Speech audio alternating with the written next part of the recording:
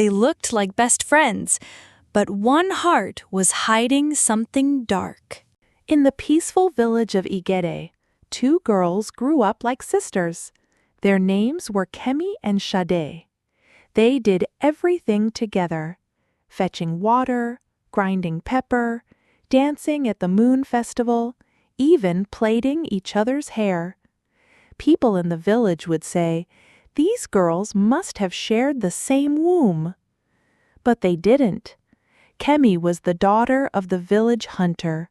Ṣadé was the daughter of a famous herbalist. What joined them together was love. What tore them apart was jealousy. One day, a royal messenger came from the big town of Yoruba. He carried a staff with red feathers and wore a shiny wrapper.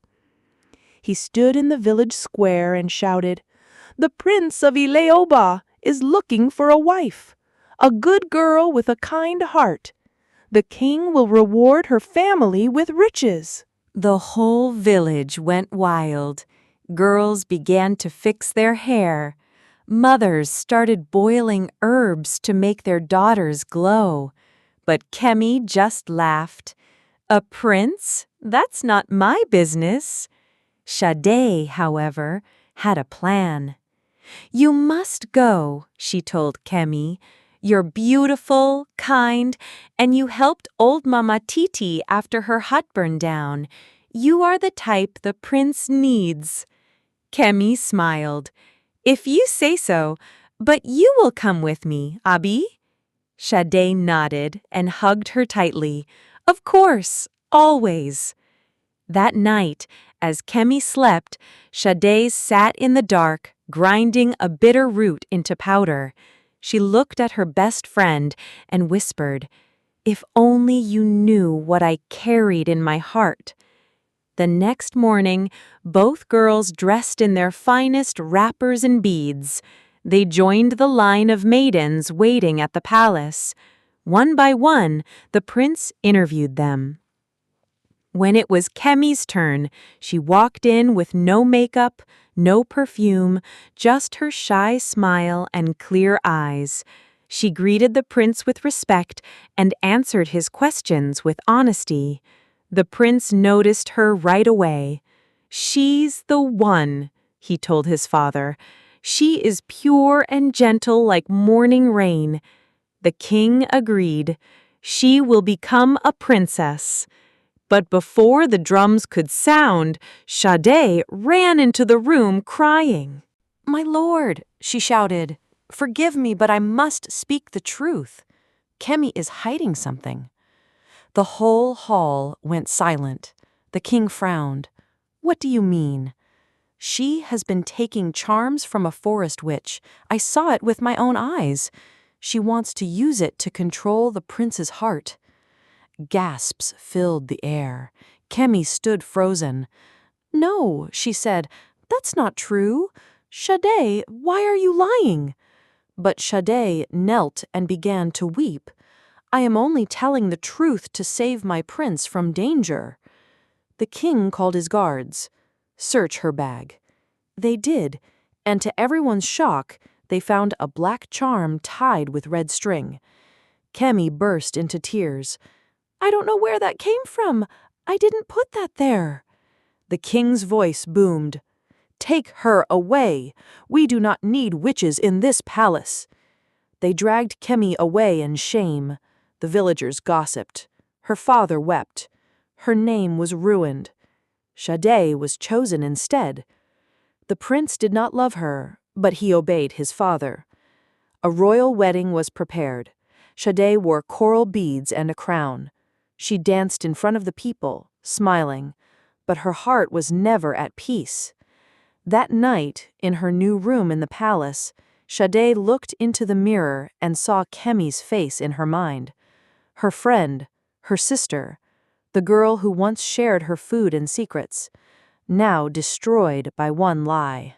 Her joy melted into fear. From that day on, nothing in the palace went right. The prince refused to smile. The crops around the palace died. Strange birds circled the rooftop. Even the royal drums lost their sound. The palace priest called it a curse. "The gods are not pleased," he said. "There is a lie living in the heart of the queen." Ṣadé shook with fear. Her hands became cold. At night, she could not sleep. She kept hearing Kemi's voice calling from the wind. One morning, she couldn't bear it anymore. She stood before the king and the prince.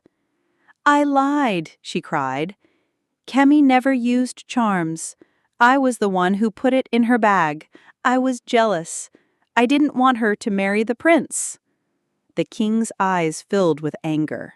The prince stood up. "You broke 2 hearts with your lie. One was mine, the other was hers."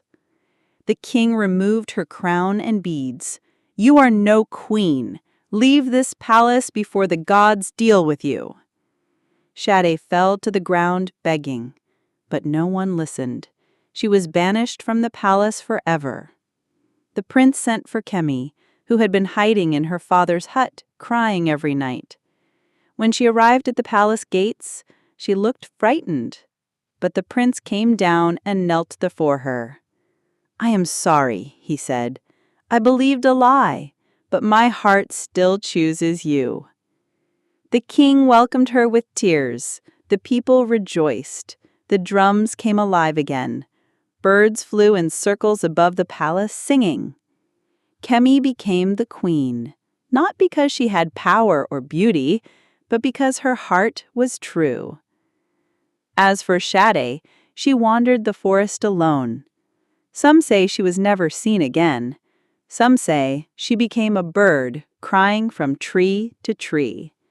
But the elders say, "Ete," deception, may win for a day, but truth lasts forever. And so, Ṣadé lost a crown, not because she wasn't beautiful, but because her heart was full of jealousy. And Kemi, though rejected and broken, rose again, because the truth will always rise, no matter how deep it is buried. In the end, it's not who wears the beads, but whose heart beats with honesty. Think about it. What would you do if your best friend lied just to take your place? Would you forgive or walk away forever? If this story touched you, don't forget to like, comment, and subscribe to Stephified Stories for more deep African tales full of truth, emotion, and wisdom. And remember, your story matters. Share it with the world. God bless you.